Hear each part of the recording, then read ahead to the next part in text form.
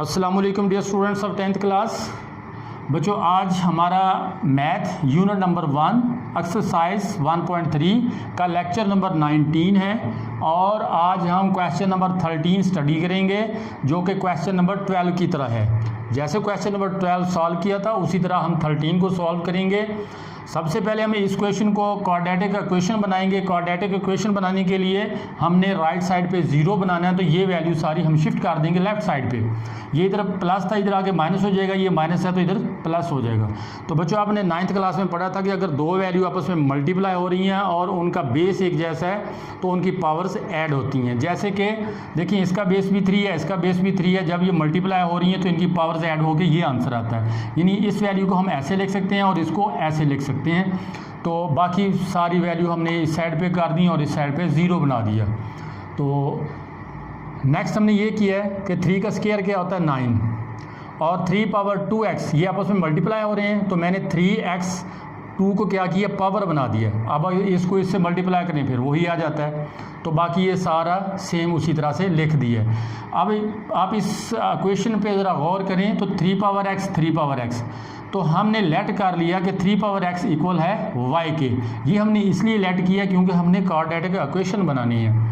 तो अब जहाँ जहाँ इस क्वेश्चन में आपको 3 पावर x नज़र आ रहा है वहाँ हमने y पुट कर दिया। जब यहाँ y पुट करेंगे तो ये हो जाएगा 9y स्क्वायर। ये देखिए ये बन गया।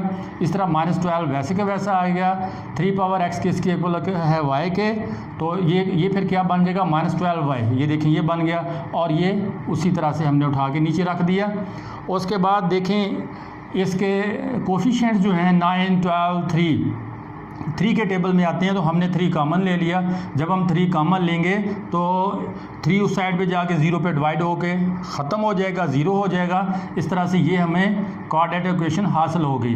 अब हमने इस क्वाड्रेटिक इक्वेशन को किसी भी मेथड से सॉल्व करना है, तो मैंने इसको पेयर बना के सॉल्व किया है। अब पेयर बनाने का तरीका मैंने आपको बताया था कि वाई स्क्वायर के साथ जो भी कोफिशिएंट हो आपने कांस्टेंट से मल्टीप्लाई करना है। तो जो आंसर आता है उसको साइड पे लिख लें या फिर उसको साइड पे लिख लें या फिर उसको ज़हन में रखें। अब आपने 2 नंबर ढूंढने हैं, मल्टीप्लाई करो तो 3 आए, क्योंकि हमने 3 को 1 से मल्टीप्लाई किया, 3 आंसर आता है। तो मल्टीप्लाई करो तो 3 आए, ऐड या सब्ट्रैक्ट करो तो -4 है। तो इस तरह से -3 और -1 पेयर बना। इसको देखें, आप मल्टीप्लाई करें तो 3 आता है, इनको ऐड करें तो -4 आता है। तो अब y के साथ हमने ये पेयर लिखना है, बाकी सारा वैसे का वैसा लिखना है। 3y स्क्वायर वैसे का वैसा आ गया। उसके बाद हमने पहला पेयर -3y, दूसरा पेयर -1y और +1 = 0 वैसे का वैसा आ गया। अब अगर हम पहली 2 वैल्यूज़ को देखें, इसमें से 3y कॉमन आ रहा है। जब इन दोनों में से 3y कॉमन लेंगे पीछे बचेगा y -1 और इन दोनों वैल्यू में से हम -1 कॉमन लेंगे। तो जब -1 कॉमन लेंगे तो ब्रैकेट के अंदर जो भी वैल्यूज़ हैं उनके साइन चेंज हो जाएंगे। ये माइनस है तो प्लस हो जाएगा, ये प्लस है तो माइनस हो जाएगा, तो =0। अब दोनों वैल्यूज़ में अगर हम देखें y -1 कॉमन है, तो हम इन दोनों में से y -1 कॉमन ले लेंगे तो यहाँ 3y बच जाएगा और यहाँ -1 = 0। अब ये प्रोडक्ट =0 है तो ये अलग-अलग भी 0 के इक्वल होगा, ये भी 0 के इक्वल होगा, मैंने ये लिख दिया। ये भी 0 के इक्वल होगा, ये मैंने इधर लिख दिया। अच्छा, अब यहाँ से हमने y की वैल्यू कैलकुलेट करनी है। -1 उधर जाएगा तो ये इधर +1 बन जाएगा, y = 1, y की एक वैल्यू आ गई। इसी तरह से -1 0 में जाके ऐड होगा तो 1 होगा। 3y से मल्टीप्लाई हो रहा है तो 3 भी उधर जाके डिवाइड होगा तो 1/3 आंसर आ जाएगा। इस तरह हमारे पास y की 2 वैल्यूज़ आ गई हैं। अब हमने बारी बारी दोनों वैल्यूज़ को इक्वेशन 1 में पुट करना है और हमने x की वैल्यू फाइंड करनी है, क्योंकि हमारे पास जो इक्वेशन है उसके अंदर x वेरिएबल यूज़ हुआ है। लेट तो हमने y को तो हमने लेट किया हुआ है, फ़र्ज़ किया हुआ है, तो लिहाजा हम पुट करते हैं पुट y = 1 इन इक्वेशन 1। यानी इक्वेशन 1 में हमने y की वैल्यू 1 पुट करनी है। तो ये इक्वेशन मैंने ऐसे ही उठा के इधर लिख दी है। फ़र्क सिर्फ इतना है कि जहाँ y लिखा हुआ था वहाँ क्या लिख दिया, 1।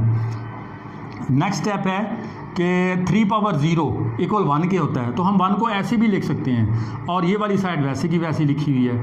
तो आप देखें दोनों के बेस एक जैसे कैंसिल हो गए तो x इक्वल क्या आ जाता है, 0। बेस एक जैसे हों तो पावर्स इक्वल होती हैं, अगर पावर एक जैसे हों तो बेस इक्वल होते हैं। नेक्स्ट हमने y की वैल्यू 1/3 पुट करनी है और नेक्स्ट x की वैल्यू फाइंड करनी है। Put y equal to 1/3 in equation 1। अब हम इस इक्वेशन 1 में y की वैल्यू क्या पुट करेंगे 1/3। मैंने ये इक्वेशन उठा के वैसी की वैसी इधर लिख दी, सिर्फ y की जगह पे 1/3 लिख दिया।